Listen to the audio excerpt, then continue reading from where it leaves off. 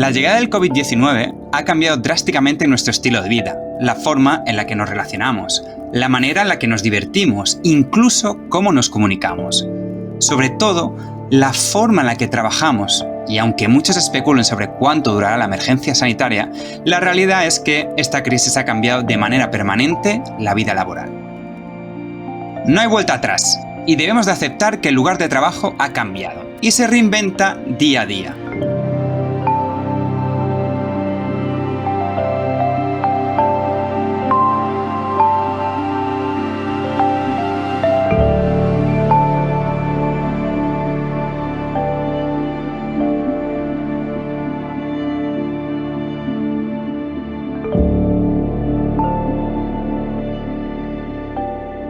Los medios de comunicación digitales, como los correos electrónicos, los chats y las videoconferencias, nos han permitido seguir en contacto con nuestro equipo de trabajo y desempeñar nuestras funciones sin ningún inconveniente, por lo que muchos de nosotros no volveremos a una oficina, incluso después de que la pandemia esté bajo control, por lo que la necesidad de espacios de trabajo físicos disminuirá radicalmente.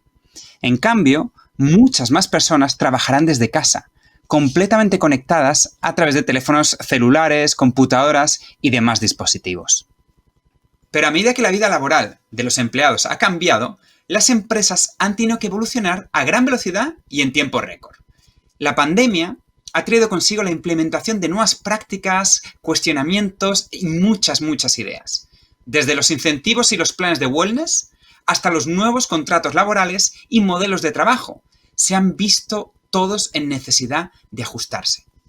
De acuerdo con una encuesta realizada por la empresa norteamericana Steelcase, el 72% de las empresas en el mundo va a adoptar por un modelo de trabajo híbrido, es decir, combinar oficina, teletrabajo y en algunos casos coworking. Alrededor del 25% planea hacer a los espacios corporativos su sede principal, es decir, serán donde los trabajadores pasen la mayor parte del tiempo, y solo el 5% de las compañías plantean que el teletrabajo se convierta en su forma principal de laborar. Para conocer un poco más sobre la situación de México y América Latina en cuanto al retorno a la vida laboral, me puse en contacto con Esther Torres, directora de Recursos Humanos de Kellogg Latinoamérica, que me comentó que a pesar de que la mayoría de las organizaciones apuntan a modelos de trabajo híbridos, aún se tienen muchas dudas, sobre todo en el funcionamiento de estos modelos. Estamos privilegiando la convivencia persona a persona en ciertos momentos de la semana o de un mes, dependiendo de lo que cada compañía decida.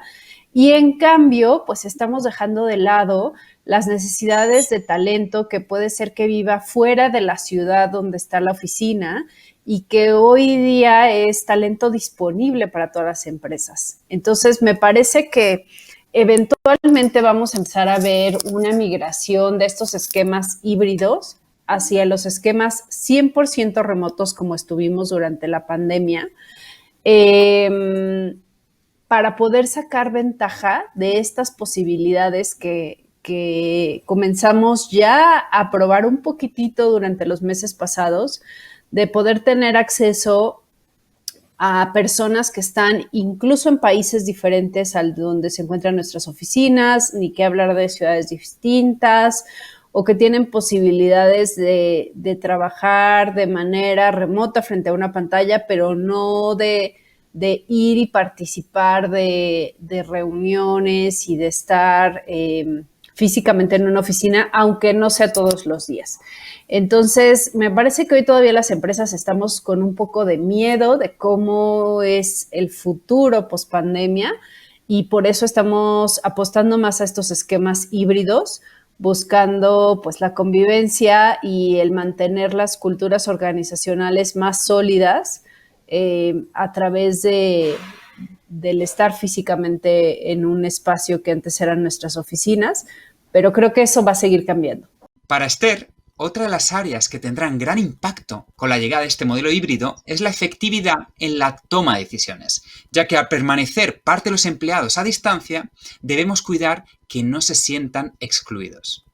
Yo trabajo en un contexto de una empresa global y regional y entonces pues siempre teníamos reuniones en donde algunas personas estaban presenciales en la oficina, donde podríamos decir estaba una mayoría, y otras personas estaban en otras oficinas, pero conectados a través de un Zoom o de un Teams o de alguna de estas herramientas con el resto de las personas.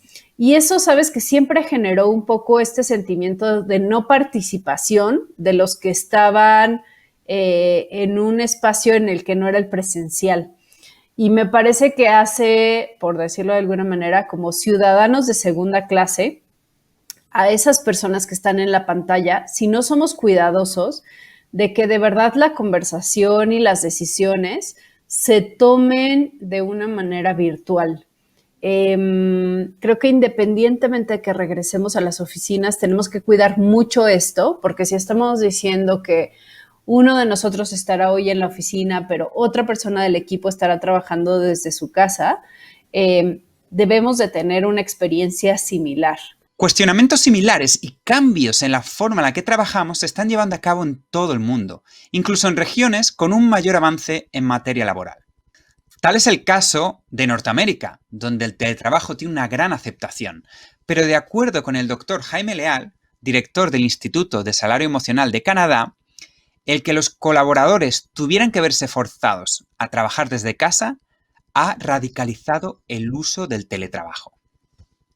Hoy en día, pocas personas son las que quieren volver 100% al entorno oficina, corporativa, tradicional. Se habla de que un 30% de las grandes empresas redujeron su real estate, es decir, las inversiones que tenían en todas estas oficinas. Hay grandes edificios que han quedado prácticamente deshabitados, edificios que fungían como renta de oficinas, y esto nos habla de que definitivamente esta nueva normalidad, como le comentas, como le llamas, pues ya no va a tener una participación al 100% de manera presencial en los puestos que no lo requieran. Entonces, la nueva realidad nos habla de varios entornos. Número uno, tenemos, por ejemplo, los trabajos en oficinas remotas. Estos edificios de trabajo comunitario donde las empresas pueden rentar un cubículo, una pequeña sala de juntas y pueden lograr que ese colaborador que vive en algún lugar lejano pueda llegar a un espacio de trabajo donde tiene todos los implementos para trabajar, pero aún así no es su lugar de todo el tiempo, sino que tiene que compartirlo otros días de la semana con otras personas para encontrar un balance de trabajo parcial. Eso para los trabajos que así lo requieren. Sin embargo, hay otras áreas que pues sí están ansiosas de volver al mundo tradicional, ¿verdad? Donde hay que acudir al lugar de trabajo. Esta problemática que está surgiendo en el norte del continente me recordó un artículo sobre el impacto de la COVID-19 en el mercado laboral de la zona europea, donde decía que el número de empleados que puede trabajar desde casa varía muchísimo en los países de la eurozona. De acuerdo con el Banco Central Europeo, la cuota de empleados que les es posible el teletrabajo supera el 50% en las regiones de la capital del Reino Unido, Bélgica, Francia, Luxemburgo y Suecia, pero es solo el 20% en algunas regiones de España, Grecia y Rumanía. Decidí saber más sobre lo que sucede en Europa, en cuanto a todos estos cambios, me puse en contacto con Juan Corral, líder de recursos humanos para funciones regionales en la Unidad Operativa Europea de Coca-Cola Company, quien amplió mi panorama sobre lo que está sucediendo en la zona.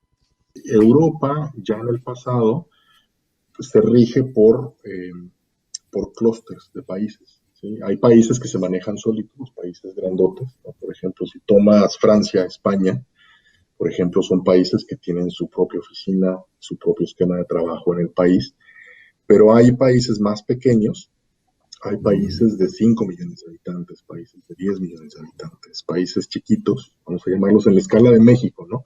Son países pequeños en donde no tenemos presencia en todos ellos, sino más bien tenemos una oficina que hace el clúster de varios países, ¿no? Y desde un hub, vamos a llamarlo así, manejas esos diferentes países. Entonces ya había virtualidad, ya había mucho de trabajar a través de la pantalla, reuniones virtuales, pero había muchísimo viaje.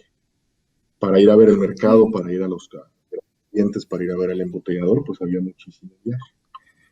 Y ese era el contexto antes, ¿no?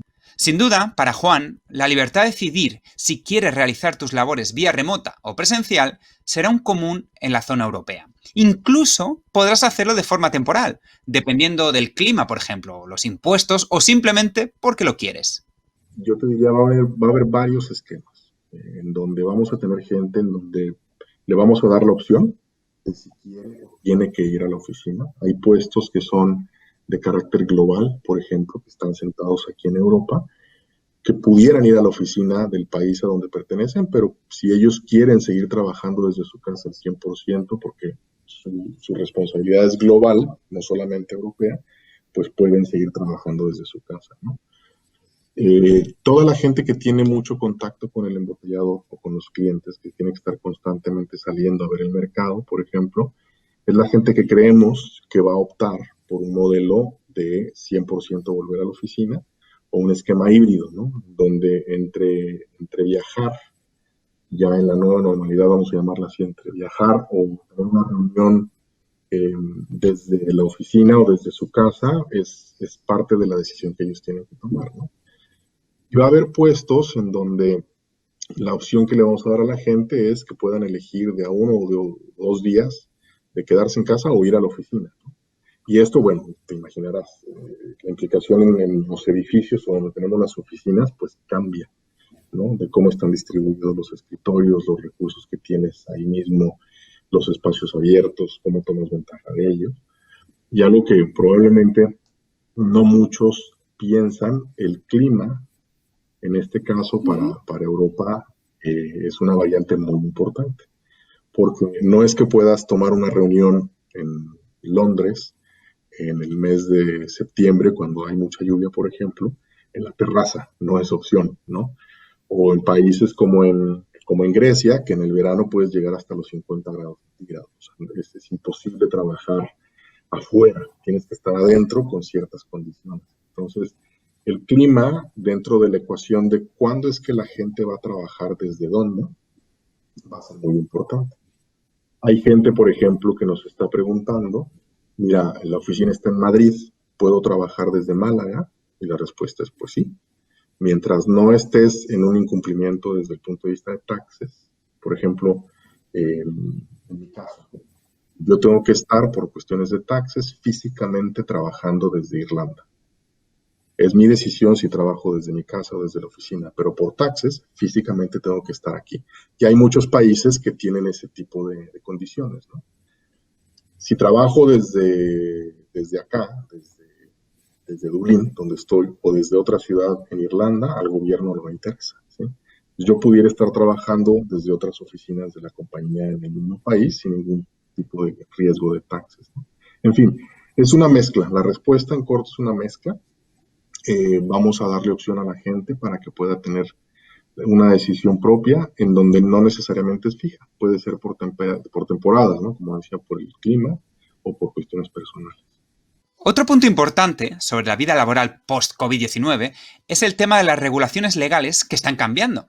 Las nuevas formas de contratación o las prestaciones que buscan los empleados son apartados legales que son analizados en todo el mundo.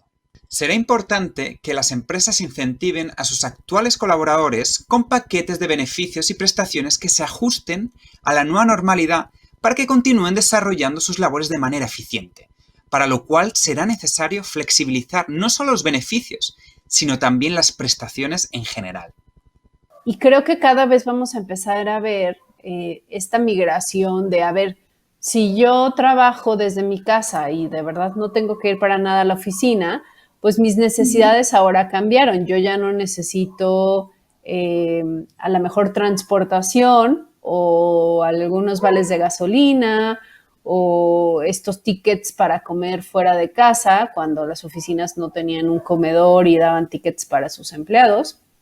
Ahora necesitamos ayuda para pagar el internet. El exceso de gasto en energía eléctrica, pues que se subió bastante.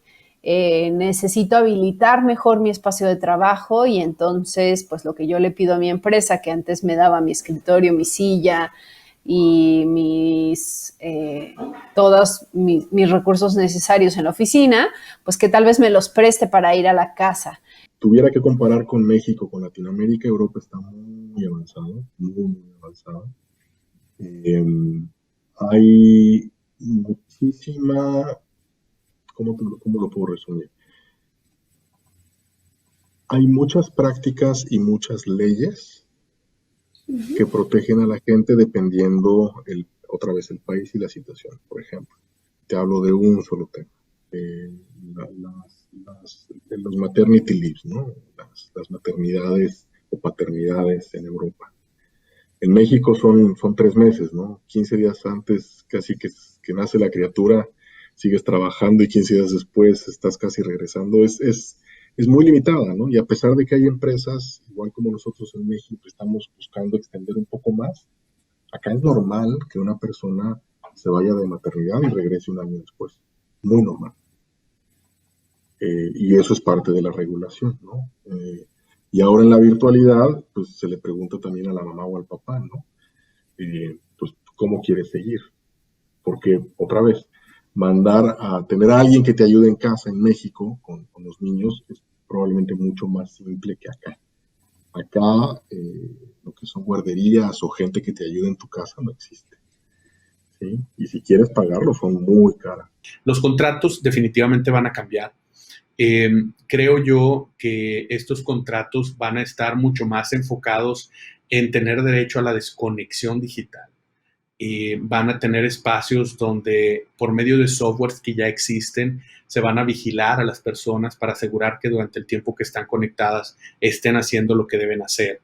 Son softwares que, te repito, ya existen y están tomando impresiones de pantalla de forma aleatoria, sin que tú te des cuenta, están en tu computador.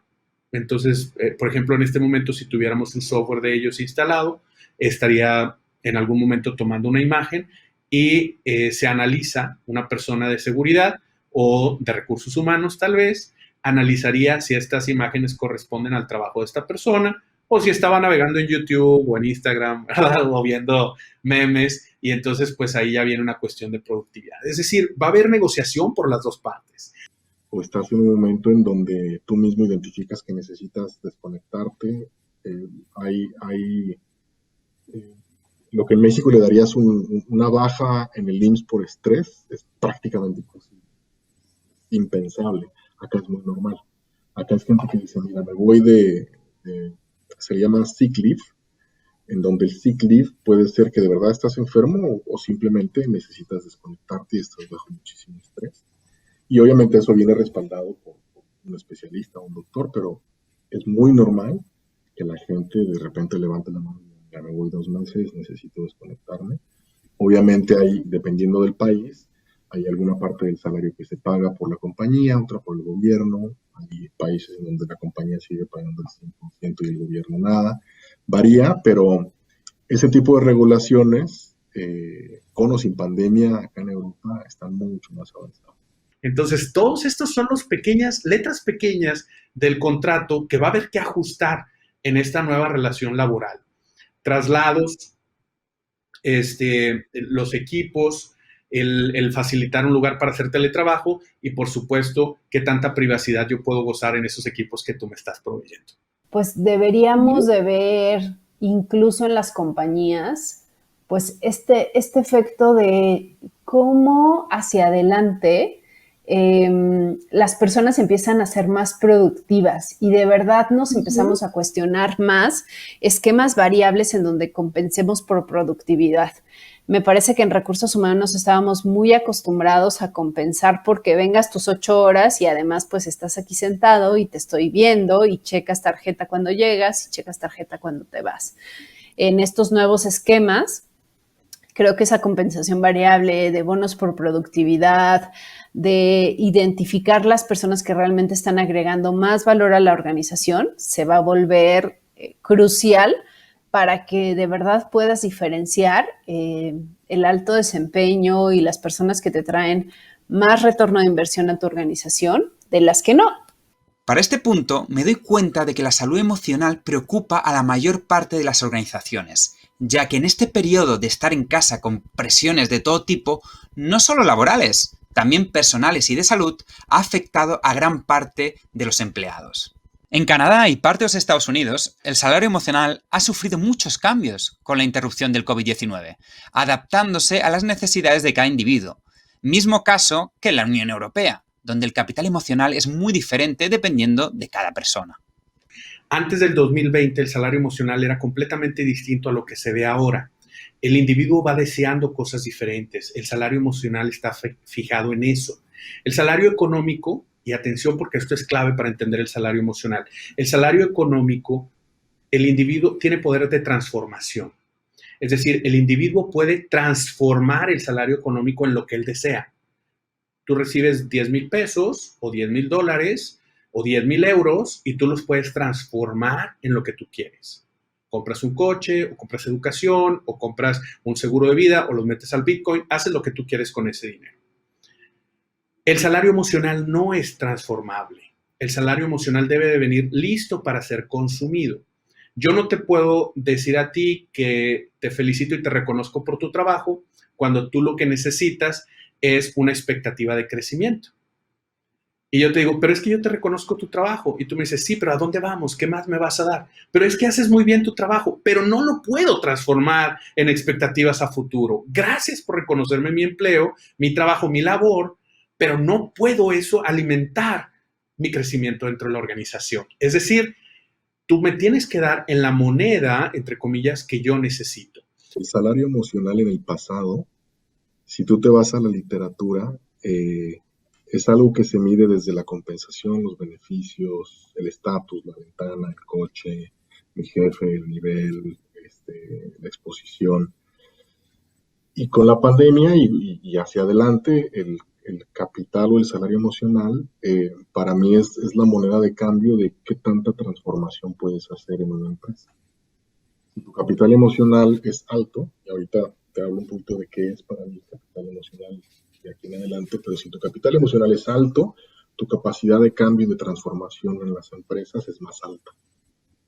Si tu capital emocional es bajito y haces un cambio, va a haber un costo en donde la gente o se va, o va a estar mal, o no va a estar a gusto. Por lo tanto, los resultados son peorcitos, no son tan mejorcitos, ¿no? Con esto en mente, capital emocional para papás, no papás, solteros, no solteros, gente que tiene preferencias religiosas, políticas, sexuales diferentes. Capital emocional es muy diferente de acuerdo a la persona. ¿Qué está buscando la gente hoy en términos de salario emocional? La tendencia es, número uno, vinculado a la desconexión digital, es balance vida-trabajo. Las personas están pidiendo a gritos balance vida-trabajo. Somos compañías que lo que estamos buscando es que el negocio vaya mejor. Y la única forma de hacerlo es que la gente desempeñe de la mejor forma, que estén contentos, que estén felices. Pero si el negocio necesita un cambio y una transformación, ahí es donde la ecuación que te mencionaba del capital emocional cuesta, o más bien es mucho más relevante. Y cuando hablamos de desconexión digital, hablamos de permitir que el individuo conecte con otros entornos que no sean laborales. En mi equipo de trabajo, yo tengo prohibidas las comunicaciones de trabajo posterior a la hora de trabajo. Si yo veo una en un grupo de los que estamos, que no sea un meme, un chiste, alguna cosa graciosa o alguna información de lo del COVID y dónde vacunarse, si no es algo de eso, yo levanto la mano y les digo, no estés trabajando ahorita. Aunque en México algunas empresas ya se preocupaban por la salud emocional de sus colaboradores, este tema siempre ha sido uno de los grandes faltantes en las grandes empresas y en los departamentos de recursos humanos, por lo que la emergencia sanitaria ayudó a que este tema estuviera en boca de todos. Donde ya el salario, pues, sí es una parte muy importante, pero no es la única pieza o el 80-20 de ese pie. Tenemos el salario, a lo mejor con un 50, y luego tenemos todos estos beneficios y prestaciones hablando de salud emocional, de salud física. Entonces, puedo concluir que el salario emocional jugará un papel trascendental en este nuevo entorno laboral y que el buscar que tus colaboradores mantengan una buena salud física y mental ha cobrado relevancia como herramienta para retener al mejor talento. Pero, ¿es todo lo que nos debe de preocupar en este nuevo entorno laboral? Ahora toca, pues, reacostumbrarnos al modelo que nos toque tener dentro de nuestras organizaciones o que nosotros estamos proponiendo para nuestra propia organización. Y sí genera incertidumbre, sí genera muchas dudas. Yo creo que este es un gran momento para que las empresas se apalanquen del mensaje que yo escuché durante toda la pandemia de, pues, casi todas las compañías, de lo que es más importante eres tú, cuidarte a ti, tu salud. Me parece que ese es un mensaje que no debemos de abandonar, que sigue siendo muy importante porque al final del día el COVID no se ha ido 100%, estamos cada vez más avanzados en vacunación, pero sigue siendo una realidad. Los niños no han vuelto 100% a las escuelas, la economía pues tiene muchos altibajos, más bajos que altos. Entonces, hay muchas cosas que simplemente no van a volver a la normalidad, como declarar en una compañía a partir de mañana todos regresan. En Canadá todavía seguimos con muchos shutdown, tenemos diferentes niveles por colores, y esos shutdown nos hacen que no podamos tener acceso siquiera a comprar algunas cosas. No podemos comprar ropa, no podemos cortarnos el cabello, porque están cerrados estos tipos de servicios, las fronteras están cerradas, muchos negocios están cerrando, no hay restaurantes abiertos, está por provincias categorizado, y eso hace que cada quien desde su industria viva la pandemia de una manera distinta. Mucha gente, creo que no es solamente en Europa, en el mundo entero, valoró mucho más lo que se tiene en casa, ¿no? La familia. Lo que muchos vivimos cuando éramos pequeños, de comer en familia, estar en familia, salir a jugar a la calle, etc. En el mundo corporativo, los viajes, las reuniones, el commuting, pues te obliga a no estar tanto en casa. Yo te diría, uno de los grandes cambios es que mucha gente en este proceso valoró mucho más lo que se tiene en casa, ¿no? Y hay gente que también igual tomó decisiones personales de estar o no estar en su vida anterior y está ajustando, ¿no? Está en proceso. Tenemos, me parece, que ser muy cuidadosos, entender la situación de cada uno de nuestros colaboradores, buscar en la medida de lo posible, hacer esquemas que de verdad atiendan la individualidad, porque creo que no vamos a encontrar dos casos iguales. Y pues acompañar mucho a nuestros empleados, sabiendo que se trata de una situación de cambio. Y que como cambio pues nos genera ciertos temores. Y la valoración del esquema de déjame llamarlo, de las jerarquías, también es diferente.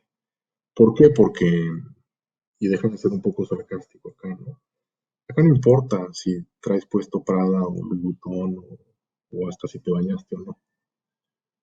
Y en la oficina, pues todos cuidábamos todo, ¿no? Hay que estar impecables, hay que proyectar ciertas cosas, ya sea para hacer fresa o no, pero pues cada quien iba conscientemente preparado para proyectar algo en el lugar de trabajo. Ahora no. Yo estoy así en playera y seguiré. Y el día que vaya a la oficina, ojalá pueda seguir yendo en playera, a menos que tenga que ver un cliente y me tenga que poner un saco, ¿no? Pero yo creo que mucha gente se va a relajar muchísimo más desde el punto de vista de las jerarquías, ¿no?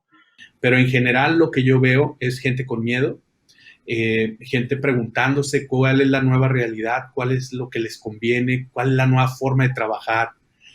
Todavía hay mucha incertidumbre en ese aspecto.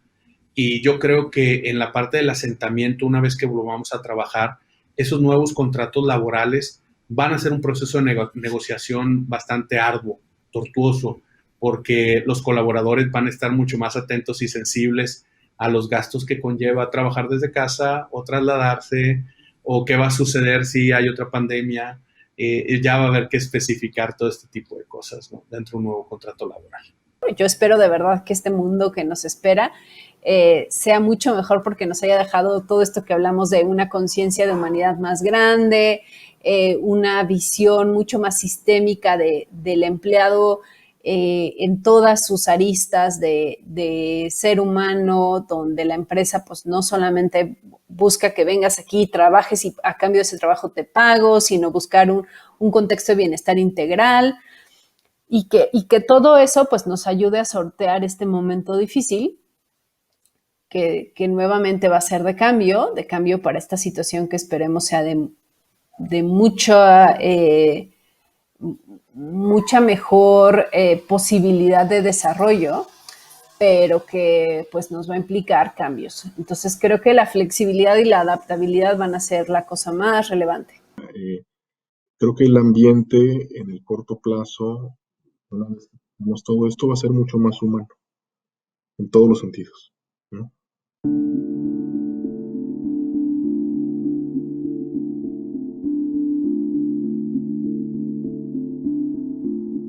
Entonces, ¿qué cambios nos esperan?